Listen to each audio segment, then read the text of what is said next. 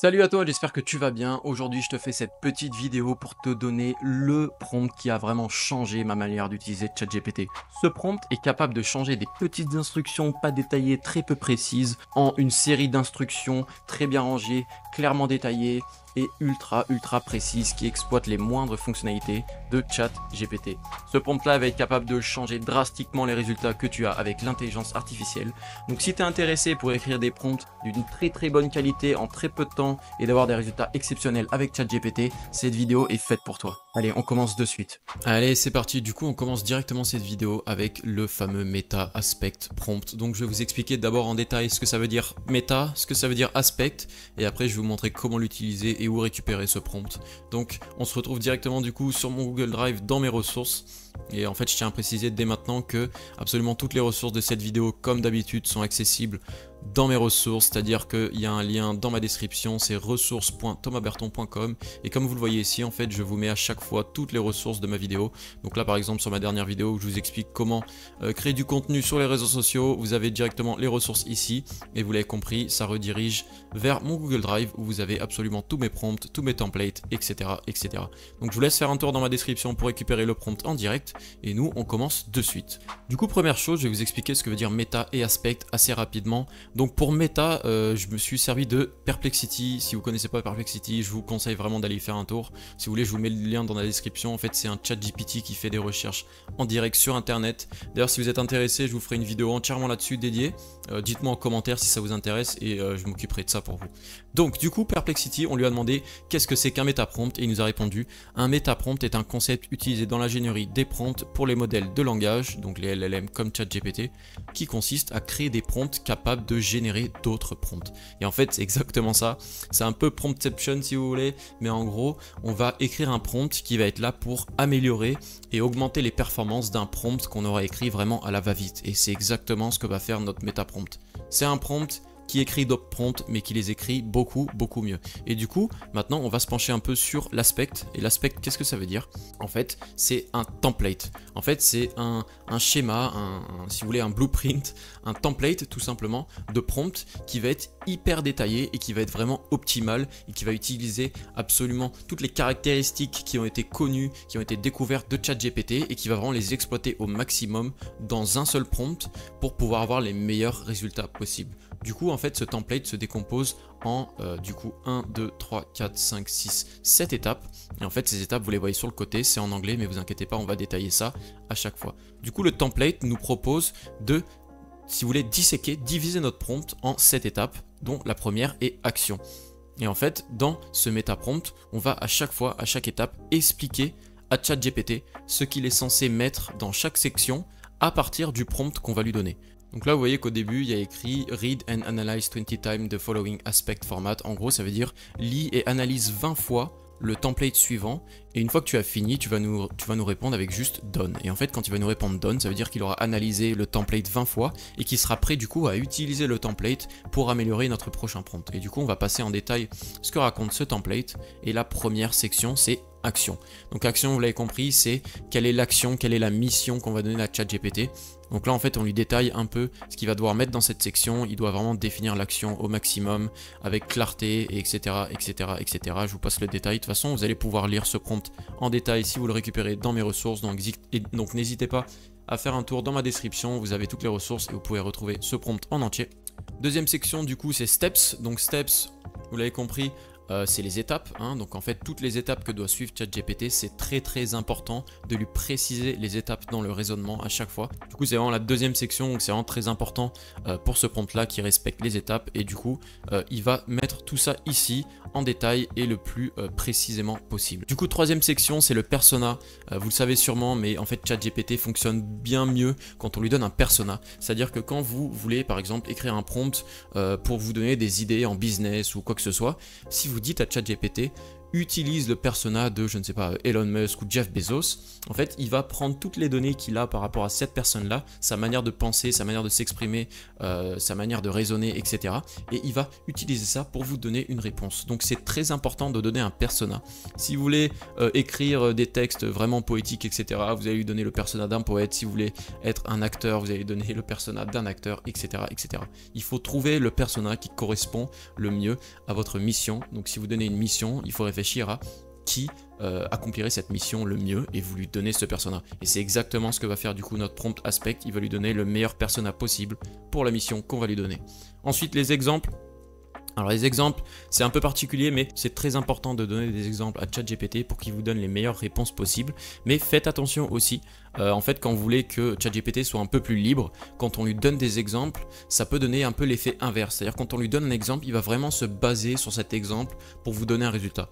Donc ça peut être bien, ça peut être pas bien, c'est la seule partie que je vous conseillerais de vraiment adapter à chaque cas. Les exemples, on ne peut pas les donner tout le temps. Si vous voulez qu'il soit assez libre dans sa manière de répondre, ne lui donnez pas d'exemple. Si vous voulez qu'il soit vraiment précis et qu'il réponde toujours de la même façon, donnez-lui un exemple. Dans tous les cas, ça reste important dans la plupart des cas, mais je tiens à faire cette précision parce que certaines fois, ça ne peut pas du tout s'adapter à la situation. Du coup maintenant le contexte c'est très important, il faut tout simplement en fait lui expliquer de quoi on parle. C'est important à ChatGPT de comprendre un peu le contexte de sa mission. Si vous lui dites juste fais ci, fais ça, extrait telle donnée, fais ci, fais ça, il va pas vraiment comprendre de quoi on parle et du coup il va partir complètement à côté de la plaque et vous allez être frustré et énervé pour rien, alors qu'il suffisait simplement de lui expliquer, comme à chaque être humain ou à chaque personne, un peu le contexte de sa mission.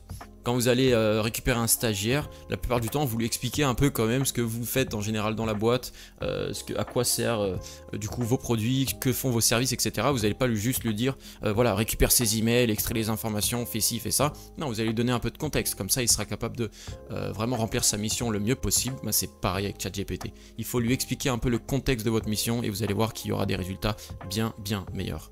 Ensuite, les contraintes.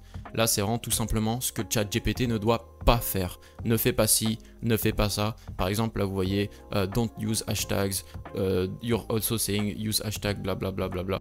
En fait, ça c'est vraiment une liste de règles que ChatGPT doit absolument respecter et surtout la plupart du temps, c'est des contraintes qu'il ne doit pas faire. Donc en fait, ne fais pas ci, ne fais pas ça, réponds de telle manière et non pas de telle manière, etc. etc. Donc ça c'est très important. Donc là, notre méta prompt va renseigner tout ce qui doit être évité absolument par ChatGPT et à la fin, du coup, le template. Et ça en fait, le template, c'est un peu le modèle, donc la façon dont ChatGPT va organiser ses données. Et vous allez voir que ça va être assez important, donc la plupart du temps c'est un peu du formatage sur ces réponses. Par exemple si des fois on veut que ChatGPT réponde directement et ne mette pas de guillemets, utilise des bullet points ou pas, utilise des emojis ou pas, dise bonjour ou pas. Donc voilà, c'est la dernière section de notre méta prompt.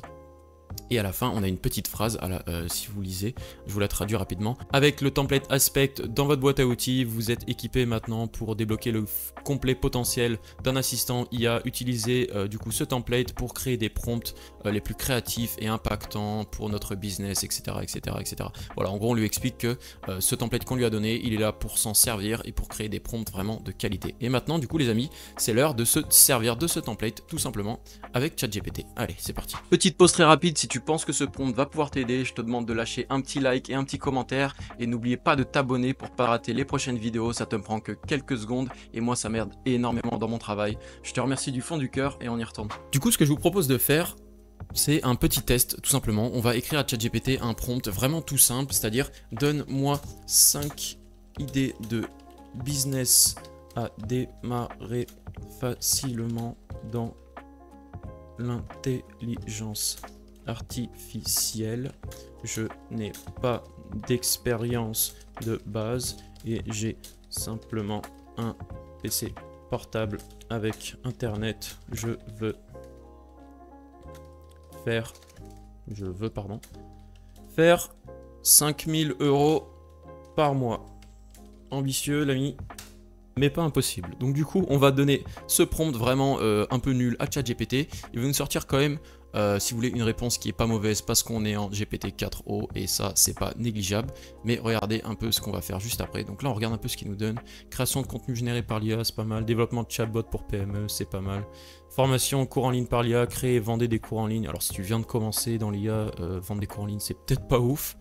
Développement d'applications pour le marché mobile, étape pour démarrer, apprenez les bases, sollicitez des outils accessibles, commencez petit. Bon, en vrai, c'est pas trop mal, hein. Bon, heureusement qu'on est en GPT-4o. Mais là, en gros, ce qu'on va faire, les amis, c'est qu'on va utiliser, du coup, une autre fenêtre ChatGPT. On va coller cette fois notre prompt aspect. Du coup, on va lui envoyer. Comme vous allez voir, il va nous répondre done parce qu'il va juste lire notre prompt et il va s'en inspirer. Maintenant, on va lui dire avec le template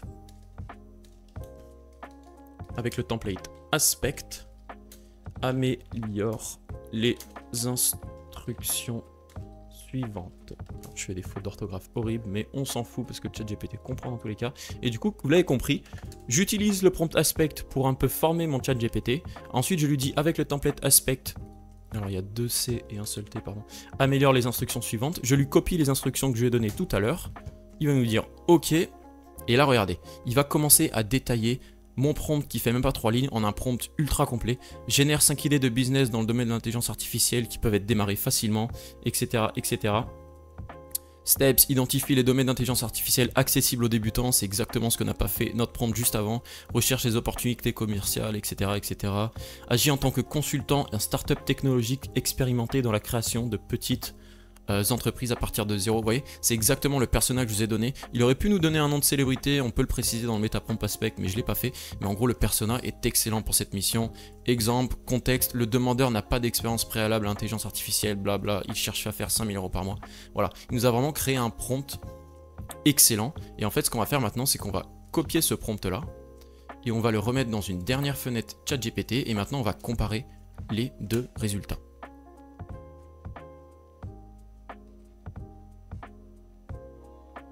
Alors pour faire ça, on va tout simplement mettre les deux fenêtres à côté, sans trop se prendre la tête. Et regardez la différence de la qualité des résultats. À gauche, pardon, donc c'est le prompt tout simple. On a création de contenu généré par l'IA, développement de chatbot pour PME, blabla. À droite, regardez ce qu'il nous met. Service de transcription automatisé pour les petites entreprises. C'est beaucoup plus détaillé, c'est bien meilleur. Étape pour démarrer. Rechercher des outils existants, identifier les API de transcription automatique comme Google Cloud Speech to Text ou IBM Watson. C'est excellent. Conseils pour les débutants 1, 2, et en fait du coup il va nous faire 5 sections où à chaque fois il nous détaille ce dont on a besoin, la stratégie pour atteindre notre objectif que à gauche il a complètement oublié à chaque fois. Ensuite il nous donne des conseils, il nous fait ça 5 fois du coup, application de gestion de réseaux sociaux avec l'IA, c'est excellent. Assistant virtuel pour les tâches administratives. Chatbot pour service client. Voilà, donc les amis, ça c'est le pouvoir du MetaPrompt Aspect. Donc je le répéterai jamais assez, il est hyper important de faire des bons prompts. Mais avec ça, vous n'avez plus à vous soucier de cette tâche-là. Une fois de plus, du coup, une fois de plus, on se sert de ChatGPT jusqu'au bout. Et là, on se sert de ChatGPT pour carrément écrire nos prompts. Et ce MetaPrompt Aspect va vraiment transformer vos résultats avec ChatGPT. Croyez-moi. Dans tous les cas, n'hésitez pas à récupérer ce prompt dans mes descriptions. Une fois de plus, il est accessible gratuitement. Je vous laisse aller y faire un tour. Du coup, c'est déjà la fin de cette vidéo. J'espère que ce prompt te sera vraiment utile, autant qu'il m'a été utile dans mon business avec l'intelligence artificielle. En tout cas, n'hésite pas à t'abonner et à liker cette vidéo si ça t'a été utile. Ça te prend que quelques secondes et moi, ça m'aide beaucoup dans mon travail. Allez, à la prochaine.